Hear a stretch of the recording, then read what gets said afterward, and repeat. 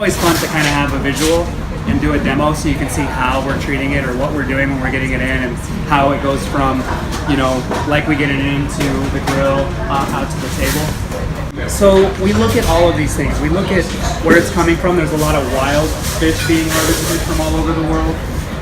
We tend to stay within the realm of the United States and its fisheries because, again, the high regulations. They tend to limit the seasons, regulate what can be caught, the size it can be caught, and how much they can harvest in a whole season. Those kinds of things are highly regulated and highly watched. So we tend to focus a lot on those two. Alaska being a really, really reliable source. It's basically you get it for 5 to 6 months out of the year because of the weather. You can't fish it when it's really, really cold. But anything that's coming from Alaska that's wild caught is safe. And then Hawaii also, same thing. You can get that year-round, but super highly regulated and really beautiful fish. Anyways, I don't want to keep boring you with all those things, but we do our homework when we're sourcing seafood, and we think about it. It's not just, oh, that's a good product, I want to use that, and then bring it in and use it because it makes a great menu copy. We actually make sure that it's, everything's in line. It's sustainably harvested, it's sustainably caught, and the carbon footprint to get it to Chicago. We think about that. We don't, if it's Patagonian fish from South America, like how are they getting it? That kind of thing. We think about those things because that says something about what we do. We talk about sustainability at our restaurants all the time, but this is a way for us to practice what we preach and think about those things and not just get it because the other guy has it, or they're great stuff, but we also want to support as local as possible. With that said, I'm going to go into the Pacifico striped bass. We had the opportunity to visit this farm, which was absolutely an amazing trip. Leslie was on this trip. We started at the hatchery, the hatchery, which is in Ensenada, just north of the town, in this facility, and they let us in. We walked around, and they showed us from the eggs to the all the way to the brood stock that they're breeding to get the fish started, and the whole process of how that works. From there, it was a really early morning after a late night, so I was kind of sleepy. But from there, we got into Ensenada. We went to the Mercado Negro, the black market, where they sell all the fish, and we caught a boat to directly due west into the Pacific and went to Isla Todos Santos, and that's where the farm was. And as you get there, there was a lot. It was a stop on the way. We actually got to get in the water with tuna, which is kind of crazy. That's a whole other story. But you come up on this island, and it was just beautiful. There's this little house that basically the workers work out of, and then they have all the different fish pens out there.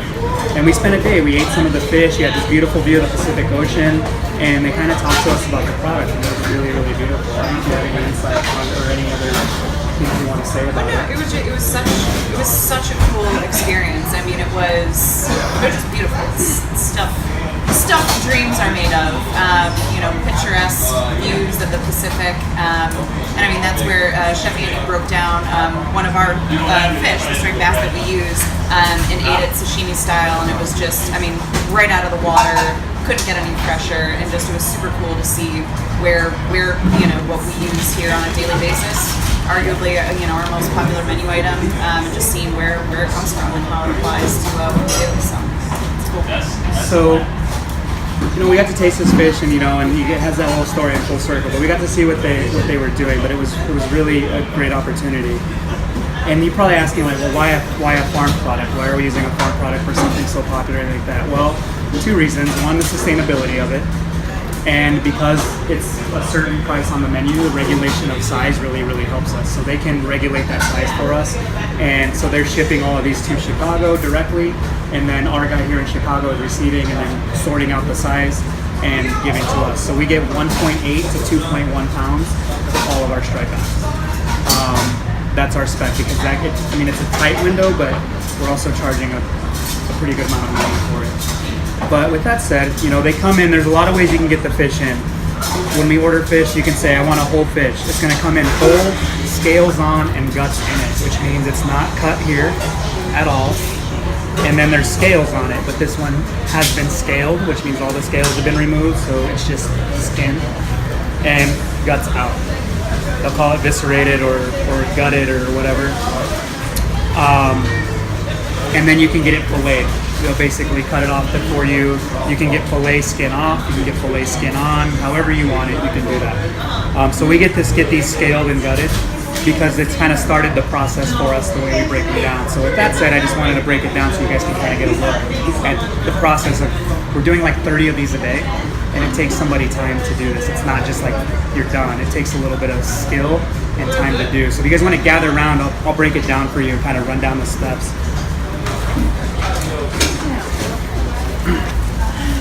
So, also we're checking quality. I think it's a good point to do that. You always want to look at the eyes. The eyes should be like, like not sunken in. They should be clear. They shouldn't be foggy or cloudy. And you can see that, like they're still glistening. I mean, it looks alive pretty much. The gills are probably out of this already. Another thing to do is look at the gills. You want to see the color of the gills. They shouldn't be brown. They should be like dark red or bright red. That shows that they're, how their freshness and how fresh it is. These come out with the guts. When they take the guts out, they take the gills out. And then you want to feel the flesh. It should have some spring. When you push in, it shouldn't just stay there. It shouldn't like be soft like an avocado or something. It should spring back. So everybody's like, that's loud. And that's, so those are all the things we look for. And we look for this in salmon or any whole fish that you receive. These are things that, the hiramasa, we're getting them every single day. These are things we look for. So I'm going to start the process of breaking it down. So first, I'm going to start getting rid of its fins. Take them off. They have these really super sharp spikes on the top, which are really cool, but if they poke you, they really hurt. So we'll cut that one off. There's 2 of them. Cut that one off. Cut this guy off.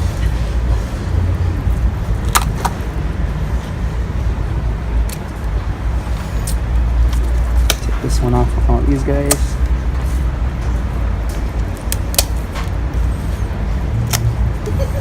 And then because we're gonna split them, I'm gonna cut these little side guys off.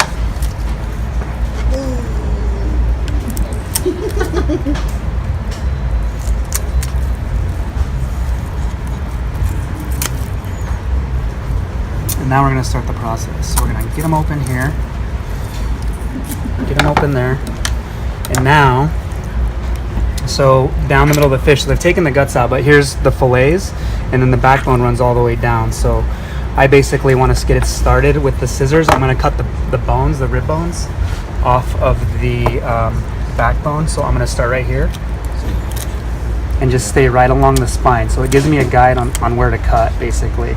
And I'm only doing it to break, just enough to break the bones, because then I'll get my knife in there.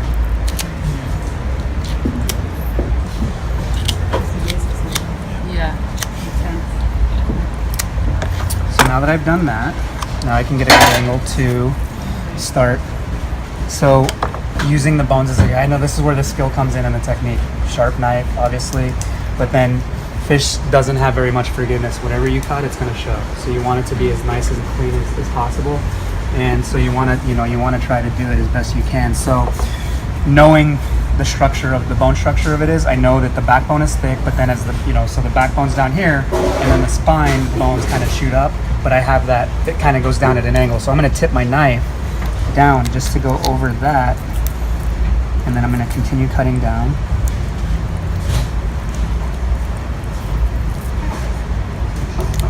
Get over the backbone, follow the spine. And you guys can see, I'm following those spine bones, right? So backbone's here, spine bones come up here. I'm going to try to get it as all the way up as I can. Okay, so there's one side. Break this a little bit. You see that? So now I'm going to do the same thing on the other side. I'm just going to go backwards, which is a little awkward for me to go this way.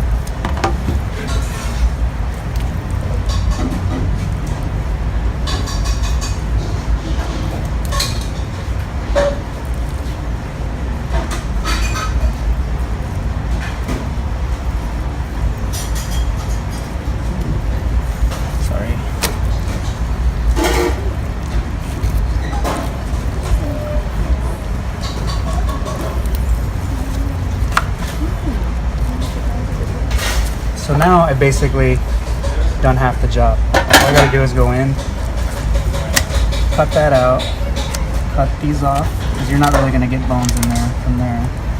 Go all the way down. So now the bones are up. So now you have this, but you still have the rib bones there, so you gotta go out and get the rib bones. So that's the backbone. So that's the backbone with the spine bones.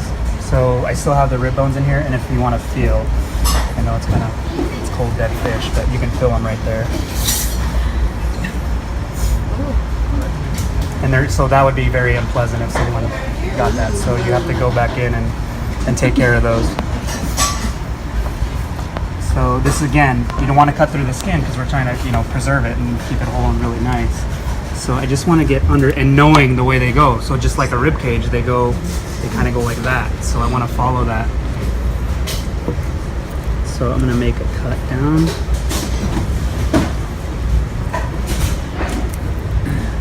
I mean, I'm almost cutting it to the skin.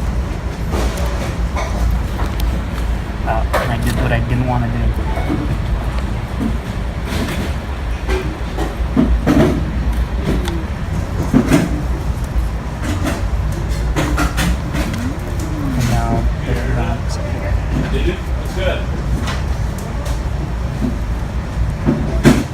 And then I just do the other thing on the other side.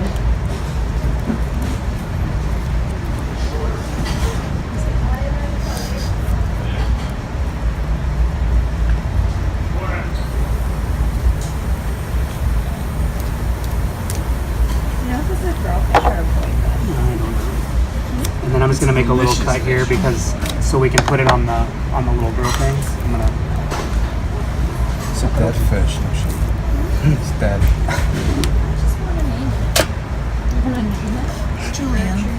So that's how we go from where they come in to the station, and then from the station, that's where they get cooked and marinated.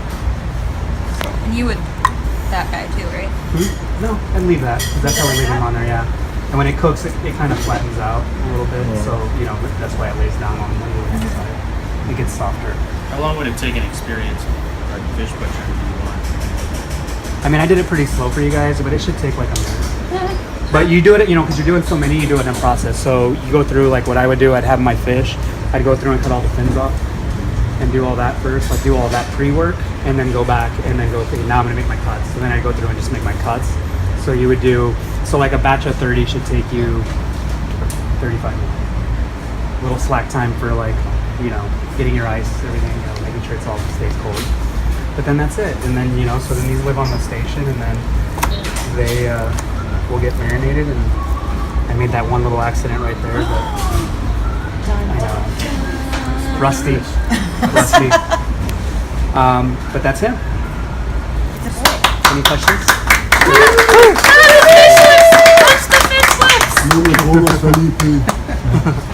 Thank you guys.